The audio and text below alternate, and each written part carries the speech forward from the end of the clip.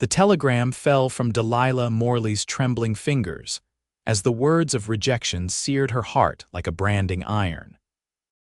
1875 had promised so much a new beginning away from the whispers and stares of Copper Creek, Colorado, but Jerome Everett's cruel message made it clear her journey across 3 states had been for nothing.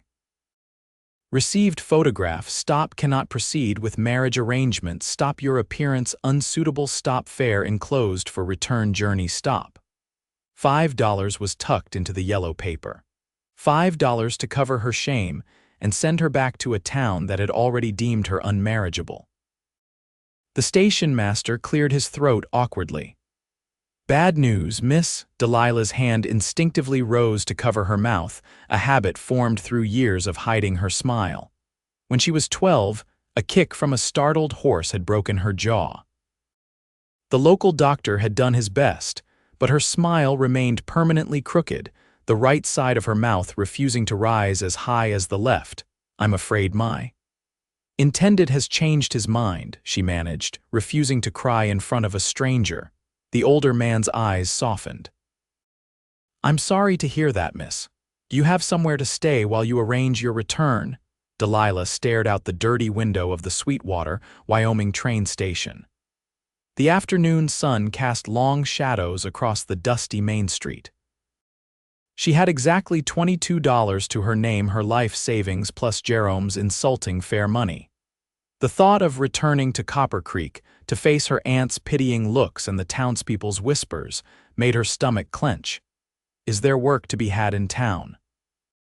She asked, straightening her spine. The station master scratched his beard. Not much for a lady, I'm afraid. The saloons are always hiring, but no, thank you. Delilah had seen what happened to girls who worked in saloons. Perhaps somewhere respectable, a shop or a restaurant. Well, Mrs. Holbrook at the general store was saying she needed help, what with her expecting and all. And there's the Swallow Hotel that might need a maid. Delilah nodded gratefully. Thank you. I'll inquire at both. With as much dignity as she could muster, she picked up her carpet bag and stepped out into the Wyoming heat. By nightfall, Delilah had secured a position at the Swallow Hotel and a tiny room in the attic as part of her wages. The work was hard, changing linens, scrubbing floors, emptying chamber pots, but Mrs. Swallow was fair, if stern. As Delilah lay on her narrow bed that night, she allowed herself to cry quietly for the first time. Not for Jerome, a man she'd never met, but for the dreams she'd nursed of a home, children, and someone who would look at her crooked smile and not flinch. 3 weeks into her employment, Delilah was carrying a stack of fresh linens when shouting erupted in the street. She rushed to the window with the other maids. A crowd had gathered outside the bank and a man was running, something clutched in his hand. Bank robbery? Someone yelled, gunshots cracked the air. The running man staggered but kept going, disappearing between buildings. The crowd scattered, some taking cover, others pursuing the robber. Delilah watched as Sheriff Caldwell organized a posse right there in the street. The hotel buzzed with the excitement all day.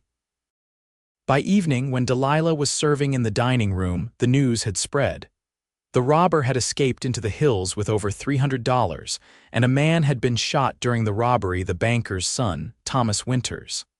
They got the doc with him now, a freight driver told the room. Bullet caught him in the shoulder. Robber was a professional, wore a bandana, but witnesses say he had a scar across his eye. Delilah moved quietly among the tables, refilling coffee cups and removing empty plates. She'd learned to make herself nearly invisible, drawing as little attention as possible to her face. She kept her eyes down, her movements efficient. Miss, could I trouble you for more coffee? She turned toward the deep voice and found herself looking into the most striking blue eyes she'd ever seen. The man was perhaps 30, with sun-darkened skin and light brown hair that curled slightly where it brushed his collar. His clothes were trail-worn but clean, a blue cotton shirt, dark vest, and the unmistakable leather chaps of a cowboy. Of course, sir. Delilah reached for his cup, careful to angle her face away. Thank you kindly. His voice had a slight drawl that placed him from somewhere in Texas. "Name's Quentin Ramsey, just rode in from the south." Delilah nodded politely, still avoiding his direct gaze. "Welcome to Sweetwater, Mr. Ramsey." "Bad timing, it seems. Whole town stirred up like a hornet's nest." "There was a robbery," she explained, pouring his coffee with a steady hand. "A man was shot, so I heard." He took a sip. "Sheriff forming a posse, they've already gone after the robber, headed into the hills." Quentin nodded thoughtfully. "Might offer my services when they return. I've done some tracking in my time." Delilah finally risked a glance at his face and found him watching her with undisguised interest. Immediately, she turned away. "Is there anything else you require, Mr. Ramsey?" "Just the pleasure of your name, miss." Heat crept up her neck. "Delilah Morley, sir." "A beautiful name for a beautiful lady." His smile was warm, genuine. Delilah retreated quickly to the kitchen, her heart racing inexplicably. She'd learned long ago not to trust men's compliments. They were usually preludes to cruel jokes or unwanted advances. But something about Quentin Ramsey's direct gaze had seemed different. Over the next few days, Quentin became a regular sight at the hotel. He'd taken a room and, true to his word, offered his tracking skills to the sheriff. The posse had returned empty-handed, but Quentin believed he could find the robber's trail if given the chance. "Man can't vanish into thin air," he explained to Sheriff Caldwell over breakfast in the dining room. "He'll leave signs somewhere, especially if he's wounded." Delilah couldn't help overhearing as she worked. There was something compelling about Quentin, his confidence, his easy manner with everyone from the sheriff to the stable boy. Unlike most men, he looked people directly in the eye when speaking to them, giving them his full attention, including her. Each time she served him, he would thank her by name and try to engage her in conversation. Delilah remained polite but distant, always turning her good side toward him, always quick to move away. On the fifth day, as she cleared his breakfast dishes, he said quietly, "You don't need to hide your face from me, Miss Morley." Delilah froze, plates in hand. "I don't know what you mean, Mr. Ramsey." "I think you do." His voice was gentle. "And I think it's a shame, because when you smile even just a little, it lights up the whole room." She felt the familiar heat of embarrassment creep up her neck. "You're being unkind, sir." "No, madam." He stood slowly, towering over her slender frame. "Unkind is what the world's been to you, making you think you need to hide. I'm just being honest." Delilah couldn't respond. No one had ever spoken to her this way. She hurried away, her thoughts in turmoil. That afternoon, news arrived that changed everything. The bank robber had been spotted at her remote cabin in the foothills. Sheriff Caldwell was gathering men for another posse, and Quentin was the first to volunteer. "We ride at dawn," the sheriff announced in the hotel lobby. "Any man willing to help bring this criminal to justice should meet at the jailhouse at first light." Delilah watched from the shadows as Quentin checked his revolver and spoke quietly with the sheriff. There was an easy confidence in his movements, the mark of a man who knew his capabilities. For the first time, she wondered about his past, what had brought him to Sweetwater. As the men dispersed, Quentin spotted her and approached. "Miss Morley?" "You're joining the posse," she said, stating the obvious. He nodded. "It's the right thing to do." "Be careful," she said before she could stop herself. "They say he's dangerous." A smile tugged at his lips. "Why, Miss Morley? I do believe you're concerned for my welfare." "I'd be concerned for anyone riding into danger," she countered, though they both knew it wasn't entirely true. "Of course." He touched the brim of his hat. "Still, it's nice to know someone might miss me if things go badly." Before she could respond, he turned and walked away, his spurs jingling softly on the wooden floor. The posse departed at dawn the next day, 15 men riding out with determination etched on their faces. Delilah watched from an upstairs window as Quentin mounted a magnificent chestnut gelding. Just before he rode away, he looked up, somehow knowing exactly which window was hers, and tipped his hat. The day passed with agonizing slowness. Delilah threw herself into her work, scrubbing floors until her hands were raw, changing linens with such vigor that Mrs. Swallow commented on her unusual energy. "You seem distracted today, Delilah," the older woman observed. "Is everything all right?" "Yes, madam, just worried about the posse." Mrs. Swallow's eyes softened. "It's that cowboy, isn't it, Mr. Ramsay?" Delilah felt her face flush. "I hardly know him." "Sometimes we don't need to know someone long to know they matter." Mrs. Swallow patted her arm. "He seems like a good man." "He is," Delilah admitted softly. "But men like that don't look twice at women like me." "And what kind of woman are you?" "Damaged," Delilah whispered, her hand instinctively rising to cover her mouth. "Flawed." Mrs. Swallow's expression hardened.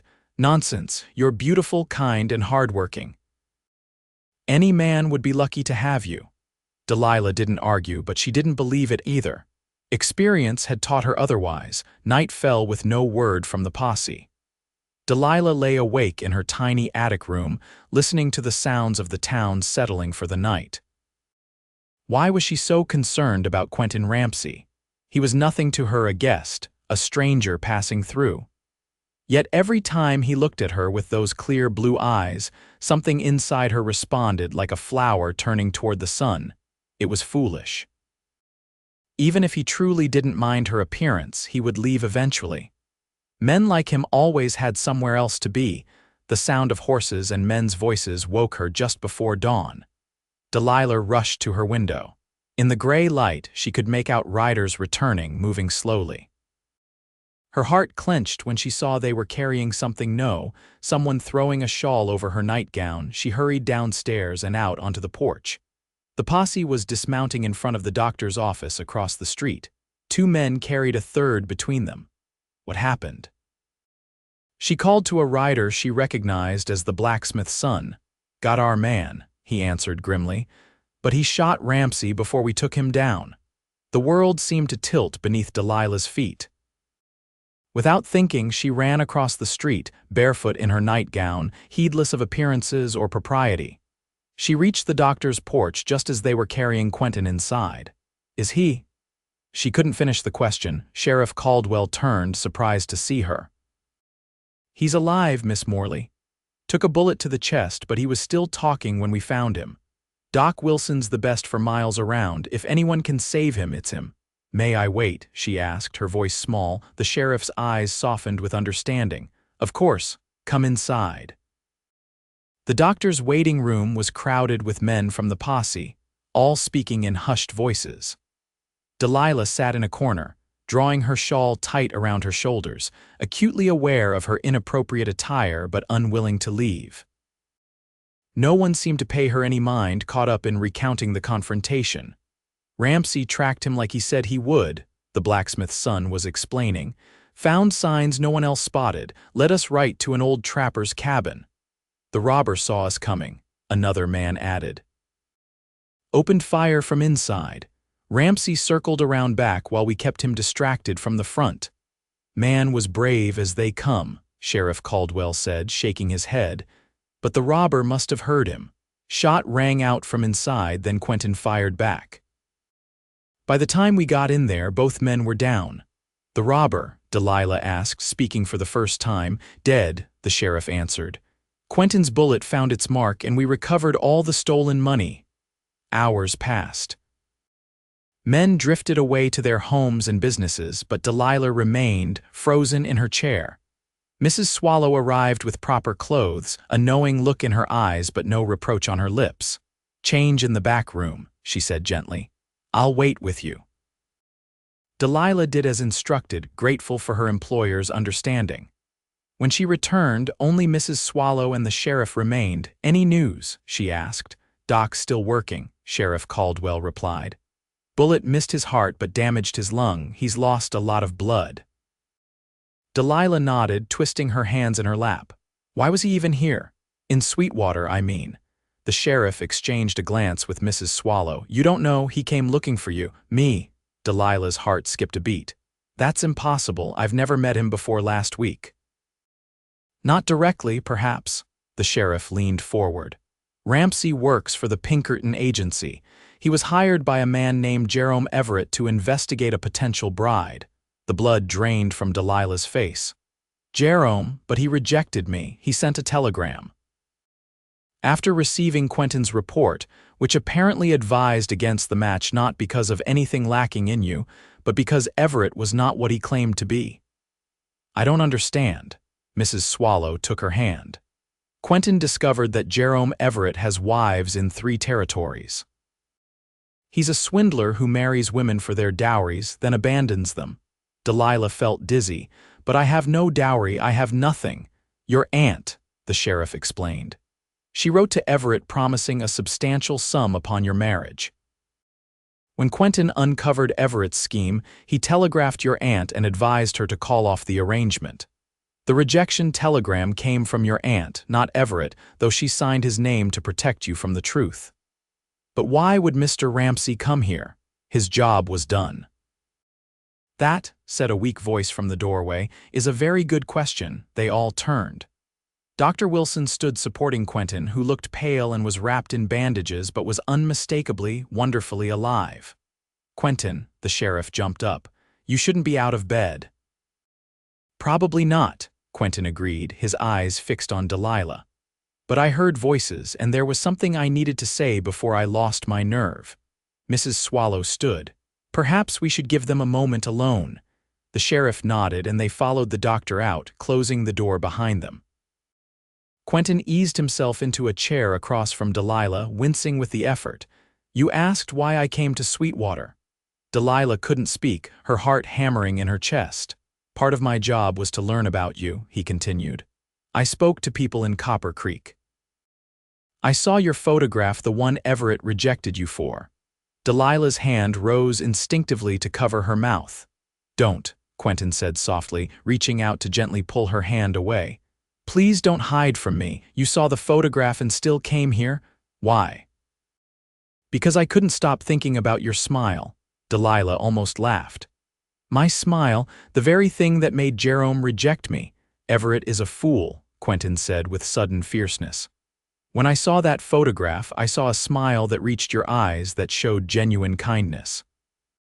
It was crooked, yes, but it was real in a way that struck me to my core. He leaned forward, despite the obvious pain it caused him.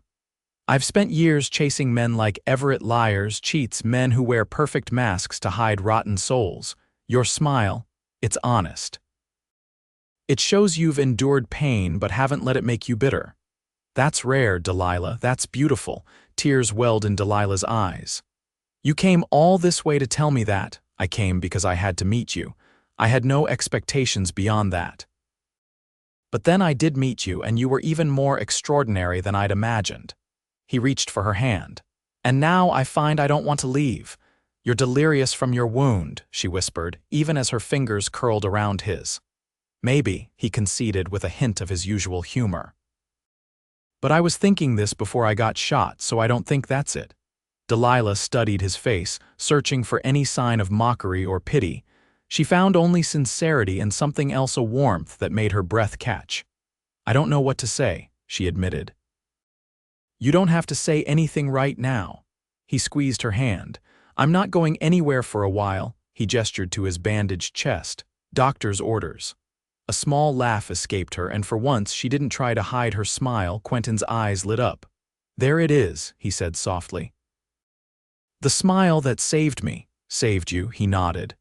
When that bullet hit me, everything went dark. I was ready to let go. But then I thought of your smile, and I knew I had to hold on, had to get back to see it again. That's the most ridiculous thing I've ever heard, she said, but she was still smiling. Maybe so. He grinned, then winced as the movement pulled at his wounds. But it's true all the same. Dr. Wilson returned then, insisting Quentin return to bed. As Delilah helped the doctor guide him back to the examination room, Quentin whispered, Will you come visit me tomorrow? Yes, she promised. I'll bring you breakfast. In the days that followed, Delilah visited Quentin every morning and evening. As his strength returned, they talked for hours. He told her of his childhood in Texas, his years with the Rangers before joining the Pinkerton Agency, the places he'd seen and people he'd met. She shared stories of her life in Copper Creek, her parents' early deaths, growing up with her stern but loving aunt. I never thought anyone would want me, she admitted one evening, sitting beside his bed. After the accident, the boys who'd once pulled my braids started calling me names. As I got older, it only got worse. People fear what's different, Quentin said. It's their loss. When my aunt arranged the match with Jerome, I was grateful. I thought it was my only chance. And now, he asked, his eyes intent on her face. Delilah felt a warmth spread through her chest. Now I'm grateful it didn't work out. 2 weeks after the shooting, Dr. Wilson declared Quentin well enough to leave his care, though not yet fit for travel or work. Mrs. Swallow offered him continued lodging at the hotel at a reduced rate while he recuperated. "She's matchmaking," Quentin observed as he and Delilah walked slowly down the street, his first real outing since being shot. "Is that a problem?" Delilah asked, supporting his arm. "Not from where I'm standing." He stopped, turning to face her. The late afternoon sun bathed the street in golden light, and for once, Delilah didn't think about hiding her face. "Delilah, I need to ask you something." Her heart quickened. "Yes. I won't be able to work for the Pinkertons again, at least not as a field agent." He gestured to his chest. "Doc says the damage to my lung is permanent. I'll always be short of breath now." "I'm sorry," she said, genuinely distressed for him. "Don't be. It's given me a reason to consider a different future." He took both her hands in his. "I've got savings, enough to buy a small ranch. I was thinking somewhere near here where the land is good and the people are decent." Delilah hardly dared breathe. "That sounds wonderful. It would be more wonderful if I didn't have to live there alone." His blue eyes held hers steadily. "Delilah Morley, I know we've only known each other a short while, but I've never been more certain of anything in my life. I love you. Would you consider becoming my wife?" For a moment, Delilah couldn't speak. Then, to his obvious delight, she broke into her crooked, beautiful smile. "Yes," she said. "Yes, I would consider that very much." He pulled her close, mindful of his healing wounds, and kissed her right there on the main street of Sweetwater, Wyoming. Delilah kissed him back without reservation, without hiding, her heart so full it might burst. "I never thought I'd be grateful for getting shot," Quentin murmured against her hair, "but it brought me to you." "No," she corrected him, looking up with the smile he loved so dearly. "Your kindness brought you to me. You're seeing past what others couldn't." They were married a month later in the small church at the edge of town. Mrs. Swallow helped Delilah sew a simple white dress, and the hotel cook baked a 3-tiered cake. Sheriff Caldwell stood as Quentin's best man, and half the town turned out to witness the union of the crooked-smiled bride and the wounded Pinkerton agent. Quentin did buy that ranch 500 acres of good grazing land with a creek running through it, just 10 miles outside of Sweetwater. They named it Crooked Smile Ranch, Quentin's idea that made Delilah laugh and then cry with happiness. They moved in as summer waned, the little house not much but theirs. Together they built it into a home, adding rooms as their family grew, first with the birth of their daughter Emma in 1876, then twin boys, Samuel and James, in 1878. Through the years, the ranch prospered under their care. Quentin's injury meant he couldn't ride for long periods, but he had a good head for business and a way with horses that drew buyers from 3 territories. And Delilah. She smiled freely now, her crooked grin becoming known throughout the county as a symbol of the warmest welcome a traveler could hope for. The Ramsey home was always open to those in need: a warm meal, a safe place to sleep, a kind word in hard times. On their 10th anniversary, as they sat on their porch watching the sunset paint the mountains gold, Quentin took her hand, his thumb tracing the simple gold band he'd placed there a decade earlier. "Any regrets?" he asked, the question a tradition between them. Delilah turned to him, her crooked smile as enchanting to him as the day he'd first seen it. "Only that I spent so many years hiding," she answered. "I wish I'd known sooner that the very thing I thought would keep love away would actually lead me to it." Quentin pulled her close, his heartbeat strong against her cheek. "That smile of yours didn't just save me from a bullet, Delilah. It saved me from a life of wandering, never finding home." He kissed the top of her head. Thank you for sharing it with me every day." From inside the house came the sound of children's laughter, the everyday miracle of their life together. Delilah closed her eyes, savoring the moment, grateful beyond words that what she had once perceived as her greatest flaw had led her to her greatest joy. "I love you, Quentin Ramsay," she whispered, his arms tightened around her. "And I love you, Delilah Ramsay, crooked smile and all, especially the smile." As the last light faded from the sky, they remained together on the porch, two people who had found in each other not perfection, but acceptance, the truest definition of love there was.